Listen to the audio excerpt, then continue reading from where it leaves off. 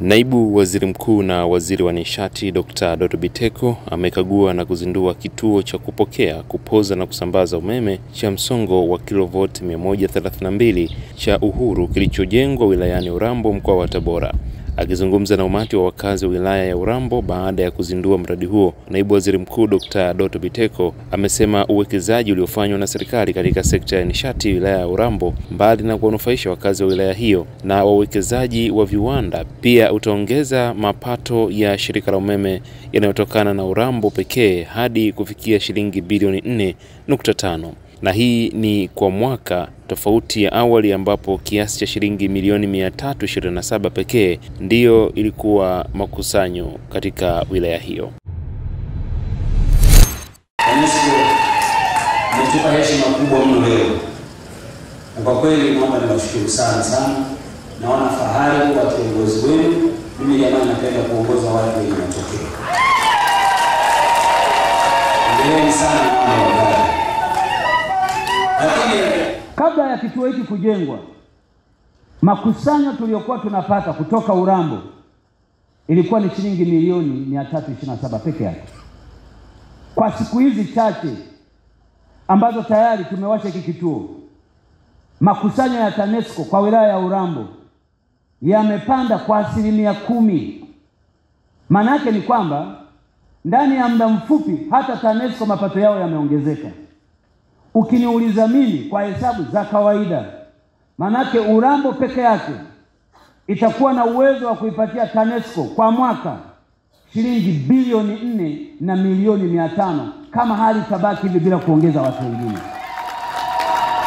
Manake ni nini?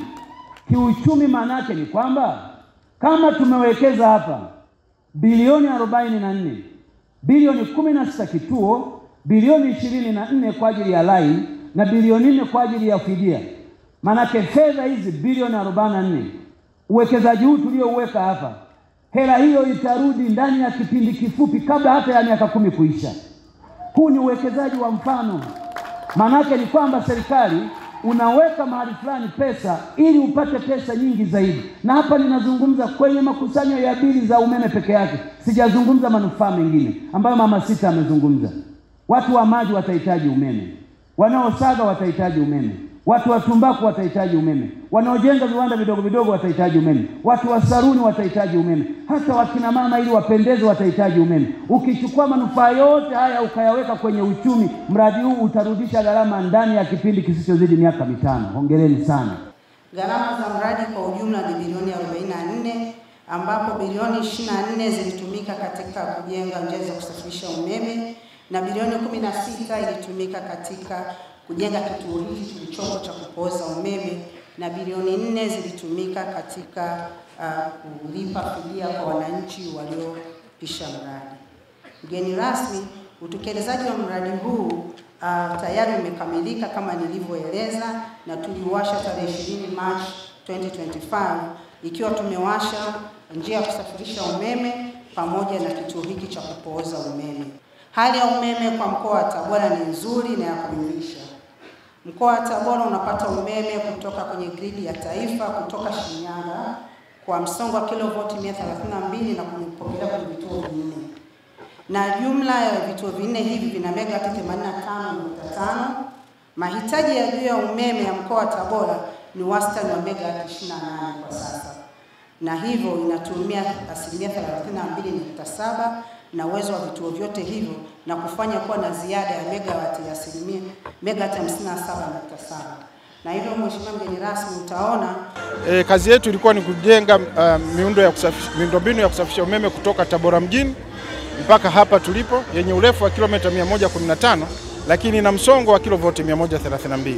Kazi hii kama tulivyosikia ilikuwa inategemewa kumalizika mwishoni mwa mwaka huu, lakini kwa juhudi kubwa na chini ya uongozi wa Naibu Waziri Mkuu ambaye ni Waziri wa Nishati, tumeweza kukamilisha ndani ya muda ambao tulikuwa tumepangiwa.